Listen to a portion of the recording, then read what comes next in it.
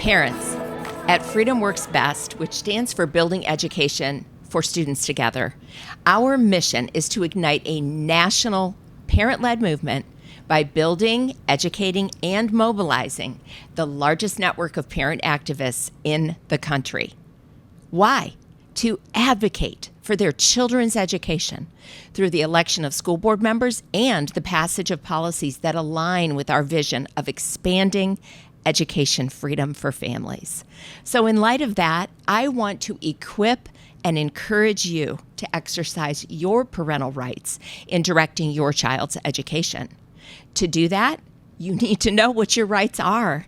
And many parents do not know that they have specific rights in relation to their child's education and school.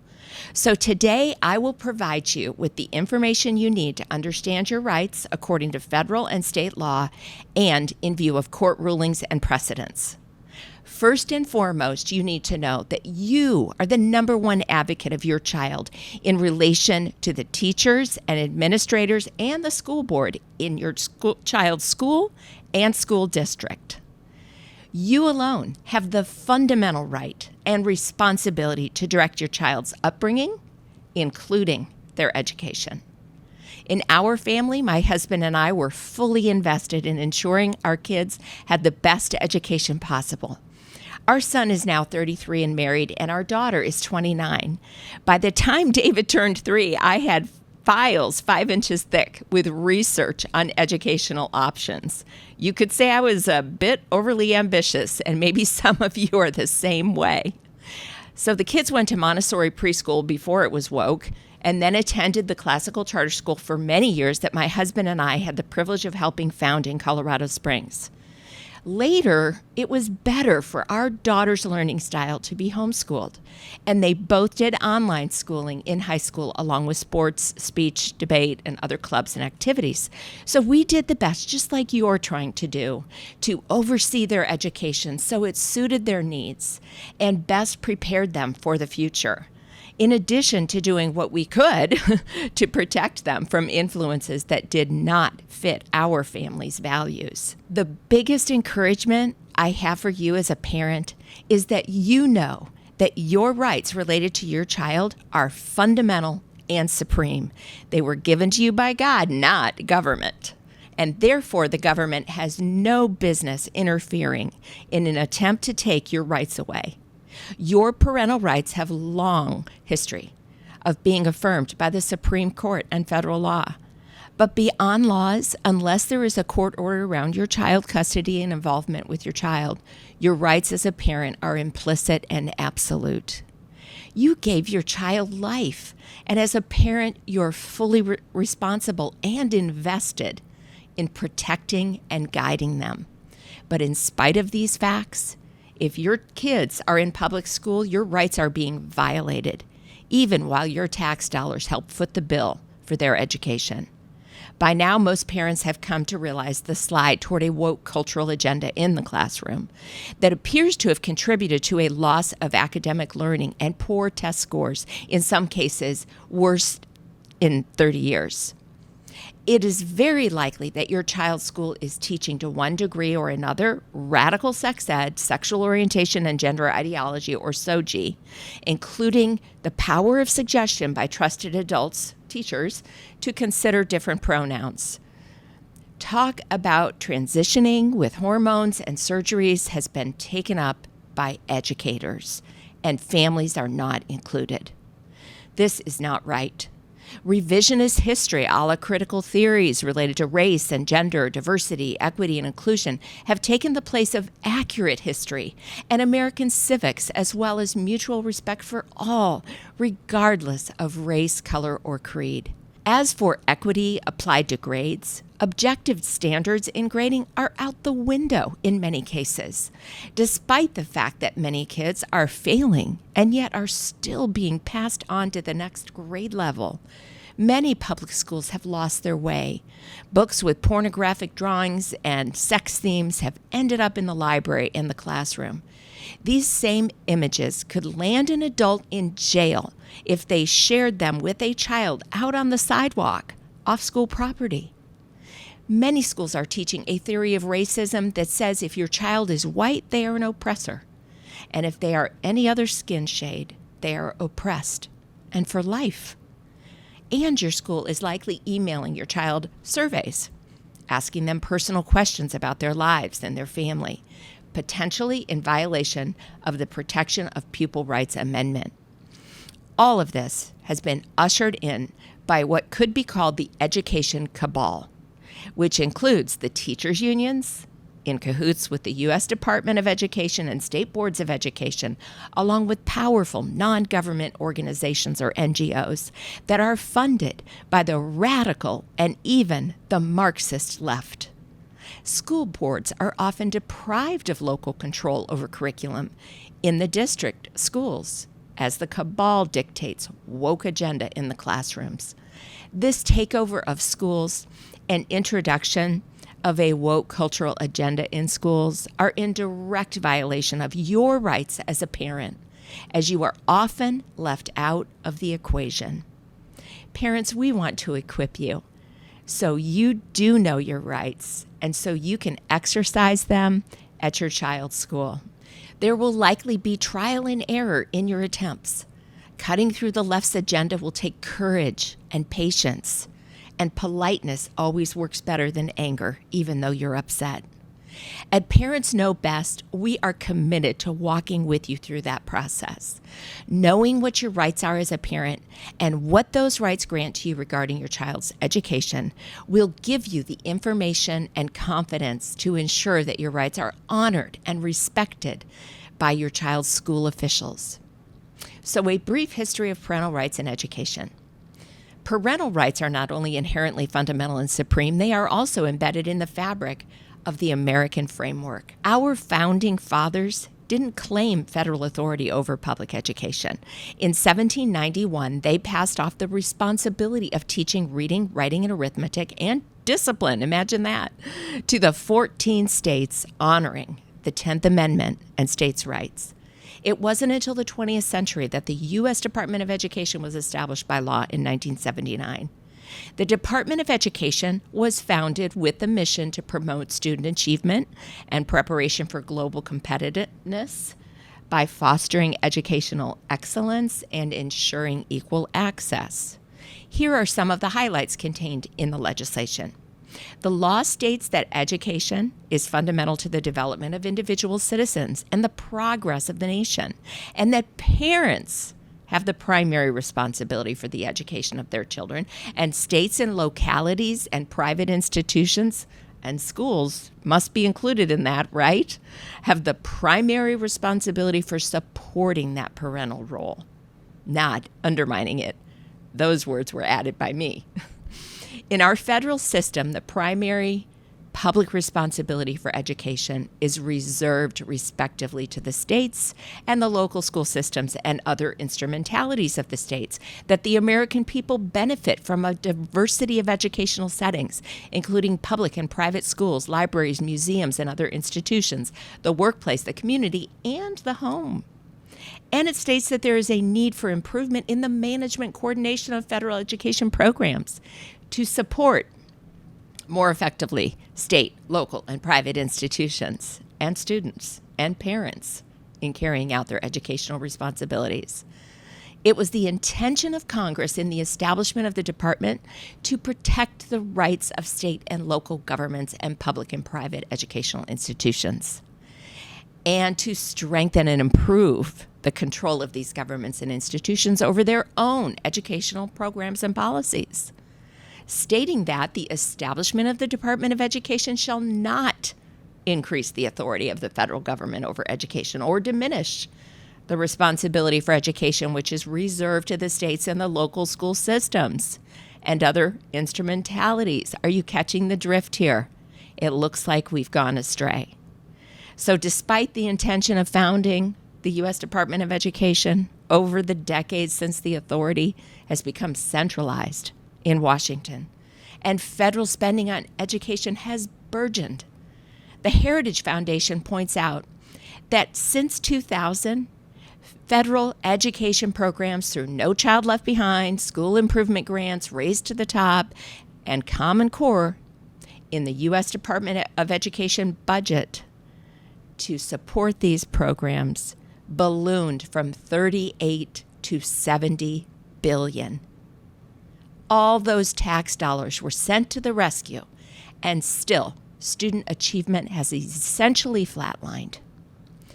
Beyond the tragedy of failing students, the Spectre reported in the wake of the 40th anniversary of the U.S. Department of Education that civic illiteracy and hostility to the principles of America's founding are a threat to the nation. Given the loss of accurate civics based on genuine American history and principles in public schools and the classroom, only a third of native-born Americans can pass the exam. By contrast, 90% of immigrants pass the citizenship test, as they are required to understand the founding documents and principles to become citizens. As parents, we can remind our schools and school boards of the intent of the law that established the U.S. Department of Education and point out how that department and other members of the education cabal have strayed from that intent. All right. Federal laws affirm and define parental rights. Let's look at some of those. In the centuries that have followed since the Constitution was written, the Supreme Court has added substantial constitutional rights for parents and children, and Congress has passed education reforms like the 1964 Civil Rights Act that ensures no discrimination based on race, color, or creed in the classroom. The Elementary and Secondary Act, ESEA, of 1965, and its revised version of 2015, which is the Every Student Succeeds Act. And then we have the Family Educational Rights and Privacy Act, or FERPA. And there are numerous other landmark policies, but we will look at a few of these today. So, parents' right to know. The Every Student Succeeds Act guarantees parent-teacher conferences, reasonable access to staff. Do you feel like you have that? Opportunities to volunteer and participate and observe in your child's classroom. Do you feel confident that you can do that at this time? The right to ask for qualifications of a child's teachers, and many other prerogatives. So let's expand on what this law has to say about parental involvement in school and the classroom. Parental involvement means the participation of parents, as I mentioned, in regular two-way and meaningful communication involving student academic learning and other school activities. So some of the things that are being brought into schools as activities, you have a right to discuss things that are questionable to you with your teacher regarding your child and whether or not you want them to participate. Parents play an integral role in assisting their child's learning, ESSA states. Parents are encouraged to be actively involved in their child's education at school, actively involved. Parents are full partners in their child's education and are included as appropriate in decision-making on advisory councils, assisting in the education of their child at the school. There is even a thing in ESSA called the Parent-School Compact, and you can see how it's being expressed in this language. This is a collaborative effort. The parent and family engagement portion of this law also talks about how each school served under this part shall jointly develop with parents for all children served, like I said, a school parent compact, and that this compact will address the importance of communication between teachers and parents on an ongoing basis through, at a minimum, parent-teacher conferences in elementary schools and at least annually, during which the compact will be discussed, as the compact relates to the individual child's achievement. Is this happening for you in your school? If not, you can ask for this process based on this law. Frequent reports to parents on their child's progress, reasonable access to staff, opportunities to volunteer and participate in your child's class. I've heard from many parents they're not being allowed to come in to the classroom, and this is just not right. Observation in the classroom.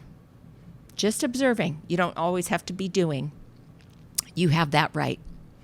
Ensuring regular two-way meaningful communication between family members and school staff, and to the extent practical, in a language that family members can understand.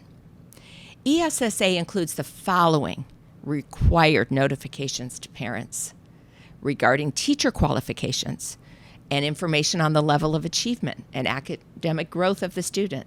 You should be able to get information on your students' progress or regress and not be surprised at the end of a semester or a year. On each of the state academic assessments required, you also should be able to see those tests and those scores.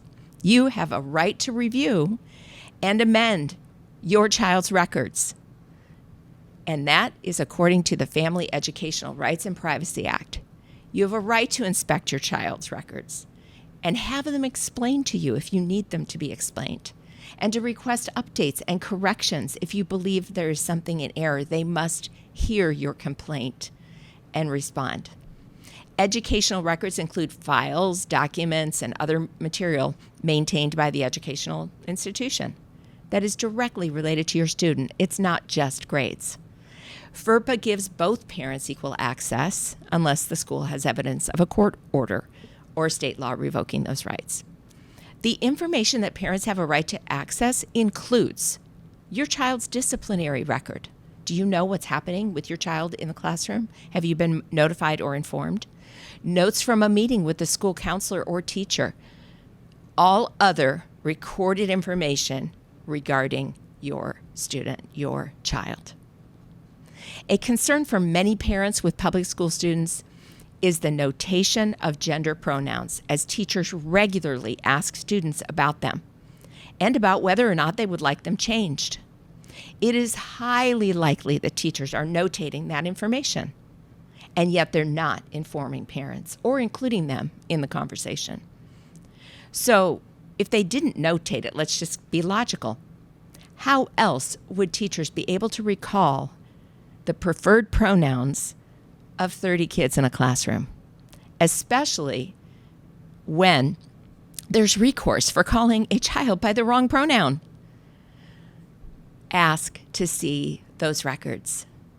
It is implicitly stated in FERPA that parents can request to see the records related to their child's preferred pronouns.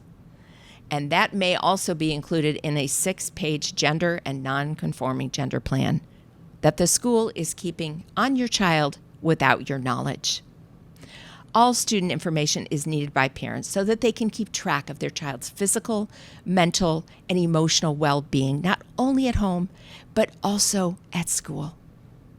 And this is despite the fact that whole child proponents announcing that, quote, schools have an important role to play in raising healthy children by fostering not only their cognitive development, but also their social and emotional development. No, it is the parents' primary responsibility to raise their children, not the school. The right to appeal the records. So parents not only have the right to request education records, but they also have the right to request amendments to the records and the right to file a complaint, as I mentioned earlier. And now let's take a look at a federal law that protects your right to review your child's curriculum and also determine whether or not you want them to complete a student survey. This law is called the Protection of Pupil Rights Amendment. So did you know that student surveys likely show up in your child's student email inbox and possibly without your knowledge? Many parents have likely seen pictures from student surveys on social media, revealing that some surveys include information that is actually, according to this law, not permitted to be on the survey. We'll call this PIPRA for short, the Protection of Pupil Rights Amendment. So PIPRA also requires schools to inform parents about the surveys. And as a parent, you have the right to opt your child out of the survey. So if you have not heard from your school, you need to contact them about the surveys. The Protection of Pupil Rights Amendment explicitly indicates that surveys are not to include questions about personally protected information. All right, here's the list. Personally protected information includes any questions regarding your child or your family around your political or religious affiliations. That's right. Any psychological problems, illegal, antisocial, self-incriminating, demeaning information about family members, family member income level, and sexual behaviors or attitudes. Schools are not supposed to be asking those things about your child or your family. I have a feeling that they're doing it. According to America First Legal, this applies to all gender and race-related materials as well. So make sure that your child's school is sending you the survey before they give it to your child. Parents can also request to see the teacher manuals related to the surveys. Many don't understand the fact that teacher training is connected to curriculum in schools. The school is not required to offer to show these to parents, but they must show parents if asked. And that is regarding curriculum and teacher training. In addition, after schools collect survey answers from students, PIPRA limits how they use the information. I think a lot of us are suspicious about what they're doing with your child's personal information, especially if the survey has personally protected information oriented questions. According to America First Legal, certain school districts have retained survey and data mining companies. These companies sell race-focused student and teacher surveys, data management tools, trading on systemic racism and oppression, white supremacy, implicit bias, gender issues, and intersectionality, often under the rubric of social, emotional learning. What does that have to do with reading, writing, and arithmetic? PIPRA requires that schools develop and adopt policies in consultation with parents to address the protection of student privacy and parents' rights. They must notify you, again, of these policies or changes annually at the start of each school year and at any time they change. So how about the consent to disclosure of personally identifiable information? Parents alone have the authority to permit the release of their child's personally identifiable information. Okay. Parents alone have the authority to permit the release of their child's personally identifiable information. The school may not release PII information to a third party without authorization from the parent, and yet I think they do. Personally identifiable information, often abbreviated PII, as I've mentioned, refers to any data or information about the student collected by schools, districts, government agencies, or organizations and companies working with schools that might reveal the identity or personal information of specific students, or that could allow someone to indirectly track down the identity or personal information of a student. PIPRA requires that schools develop and adopt a policy in consultation with parents like you to address the protection of student privacy and parents' rights. And they must directly notify you of these policies or changes to them annually at the start of each school year or when they change. It may be a challenge to get your school to notify you about surveys and their content. However, this federal law requires that the school provide you with the opportunity to opt your child out of surveys. Inspecting your child's school curricula. The Protection of Pupil Rights Amendment states that parents have the right to request to inspect all materials being used to teach their child in school. School officials routinely hide curriculum in teachers' manuals and may instruct teachers to write lessons on an erasable surface. They may cite copyright as an excuse for not sharing it with parents or claim that they have no written curriculum. However, you have a legal right to view all curricula, regardless of format or context. If they claim no hard copy available, ask them to allow you to attend the class in question in person. It may not be easy to get your school to allow you to inspect all the materials being taught to your child, but it is your right by law to see it. Parents, you can exercise this right to request these items, and you can report it if you are denied these opportunities or if your requests are ignored, the U.S. Department of Education is supposed to investigate and resolve PIPRA violations. And if your child's public school has violated the law and won't comply, their federal funding could be terminated according to this law. If they fail to provide what is required, here are some suggested actions from America First Legal. However, I want you to keep in mind that you can consult an attorney, and please don't interpret these suggestions as legal advice.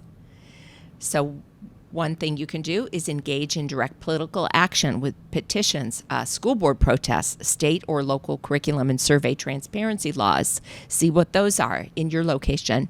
And of course, electing new school board members who will follow the law and enforce it within the schools in their district. You can file an administrative petition asking the department to stop funding the offending school district.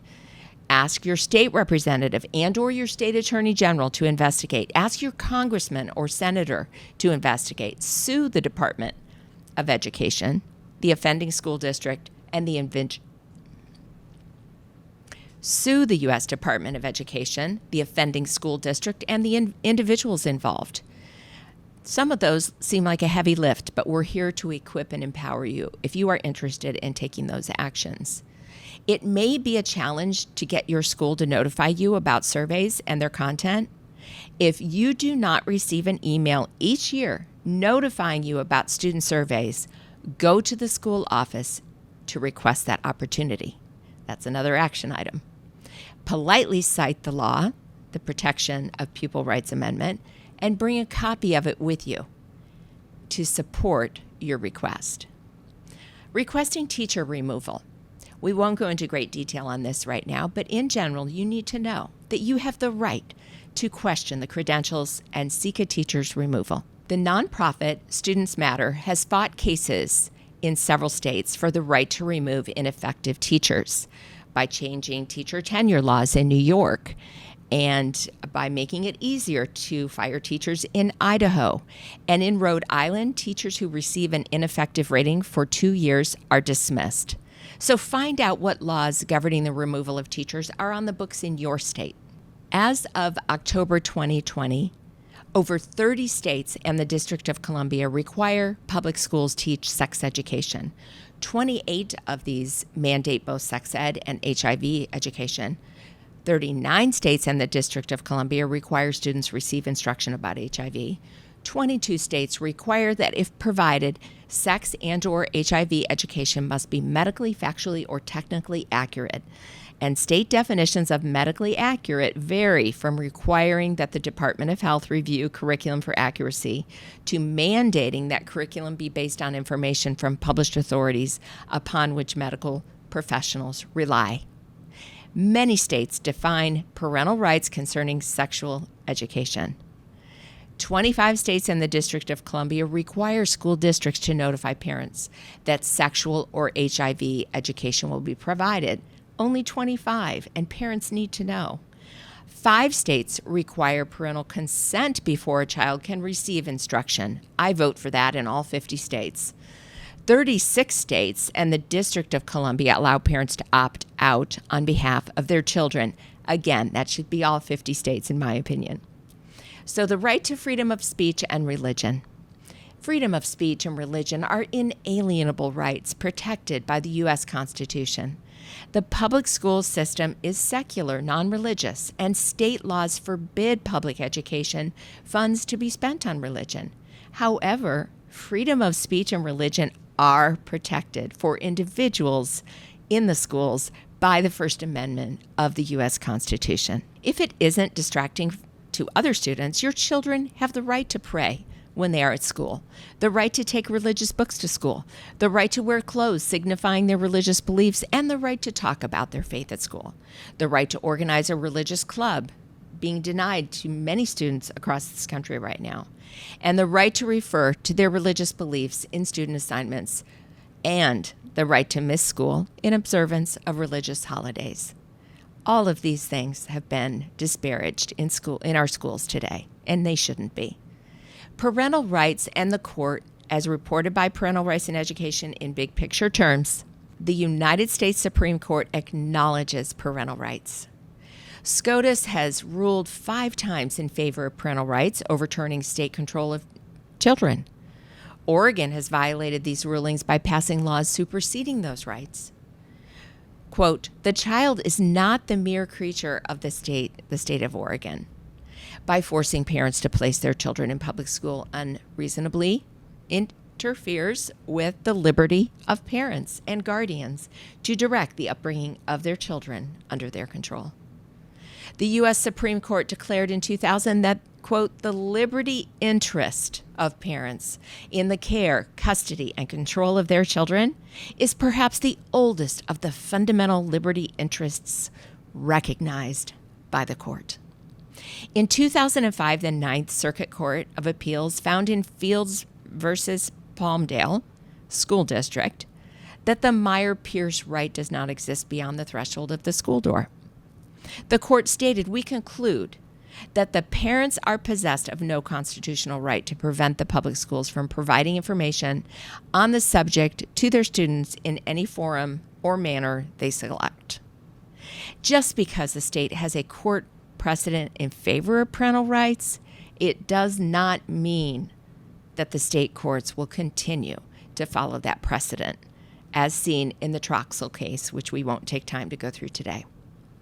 It is critical that we continue to work for laws protecting parental rights, even in what are considered safe states. So why are there still issues in states with favorable parental rights laws? When state parental rights laws seem to be ignored, a case is brought before the court to uphold those rights.